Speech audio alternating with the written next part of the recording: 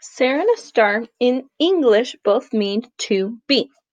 It's in regular English. In English, we say I am, you are, he or she is, we are, they are. But in Spanish, there's two verbs that mean to be, ser and estar. So when we're trying to say those words, I am, you are, he is, we need to determine, will I use ser or will I use estar? So just to review, take a look at the chart for ser and the chart for estar. Ser we remember with soy, eres, es, somos, son. And estar looks pretty regular, but we have to consider our accents plus the yo form.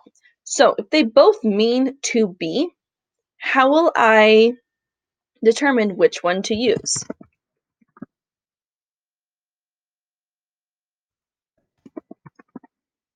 One way I can remember ser is with the acronym doctor.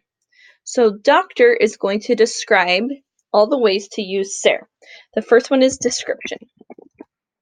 So that's like when I'm describing a person, like I am short. Okay. Origin is the next. I am from Lincoln, Nebraska. Your characteristic. If you want to say she is nice, she is funny, we're going to use ser. The time and the date are all used with ser. We know we say son las cuatro or whatever it may be, or es el once de febrero. We use ser. The other one for the other O is occupation. And lastly, relationship. Estar. When you're thinking of estar, you think of the word place. That stands for position, location, action, which we haven't talked about much, but we will in the future. Maybe just make a note that it's the present progressive, condition, and emotion. And I'll explain all of these here. Ser, doctor, estar, place. But what we can remember about everything here, it is permanent.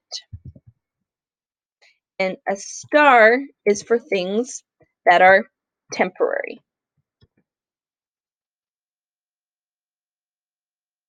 So let's think about this in a permanent way and a temporary way. First, Sarah here in the blue. Description, I am tall. I'm not going to stop being tall. Day to day, that's not going to change. Your origin, I'm always from Lincoln. Even if I move, doesn't change. Your characteristics, I would say I am patient. I can become impatient, but it's not my general personality that's changing. Time and date. Time always changes, the date always changes, but it is in a cycle. It's never going to be different. It's 11:06 now. The clock's going to change to 11:07 next, then 11:08. It's February 20th. Tomorrow, I can predict February 21st. My occupation is permanent. It can change maybe once or twice in my life, but it's not changing minute to minute here. Even if I got a new job, I would say I'm still a teacher. My occupation would be very similar. And the relationship, by this I mean my mom is my mom, right? That relationship won't change. My sister will always be my sister. Now, estar, on the other hand, in the black here, these are things that can change and often change. The position, when I say está debajo, something's below something else, that's the position. So on top, below, beside, next to, in front, behind. That's what I mean by position. Location.